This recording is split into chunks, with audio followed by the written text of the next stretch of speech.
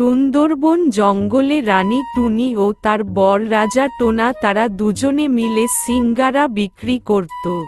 জঙ্গলের সব পাখিরা তাদের দোকানে সিঙ্গারা খেতে আসত। রানী টুনি তার দোকানের সব খাবার সুস্বাদু ও সুন্দর করে বানাতো। তারা দোকানের খাবারে কোনো ভেজাল মেশাতো না।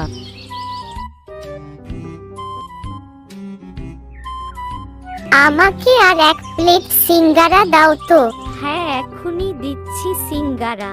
টুনি, তোমার দোকানের সিঙ্গারা খুব সুন্দর ও সুস্বাদু, তাই আমি রোজ এখানে সিঙ্গারা খেতে আসি। আমরা আমাদের সিঙ্গারায় কোনো ভেজাল জিনিস মেশাই না, তাই আমাদের সিঙ্গারা এত সুস্বাদু হয়।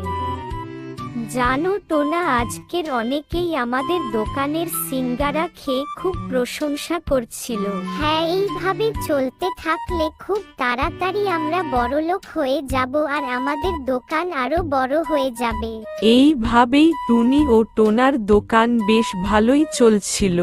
এরপর একদিন হঠাৎ শহরের জঙ্গল থেকে টোনার দোকানে টোনার বন্ধু কালু কাক আসে। আরে টোনা, কেমন আছো? শুনেছি তুমি নাকি সিঙ্গারার দোকান খুলেছো। এটা তোমার দোকান বুঝি?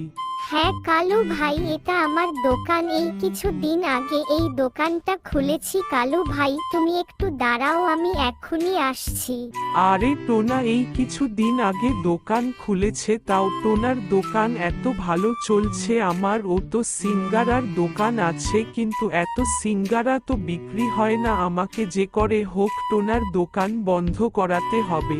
এরপর টোনার সঙ্গে কালু টোনার বাড়িতে যায়। আরে টোনা, তুমি এত কষ্ট করে দোকান চালাচ্ছ, কিন্তু তোমার এত কম টাকা লাভ হচ্ছে। তুমি এক কাজ করো, খাবারে কিছু ভেজাল মাল দাও, এতে তোমার লাভ বেশি হবে। কিন্তু কালু ভাই, অল্প অল্প করেই একদিন বেশি লাভ হবে, কিন্তু একসঙ্গে বেশি লাভ করতে খাবারে ভেজাল মেশালে এতে খাবার আর বিক্রি হবে না। আমি তো অনেক লাভ করতে চাই, কিন্তু কি করে করব? আরে টোনা, আমি ও সিঙ্গারা বিক্রি করি ভেজাল দিয়ে, কেই বুঝতে পারে না তো। ঠিক আছে, তাহলে আমিও এখন থেকে বেশি লাভ করব।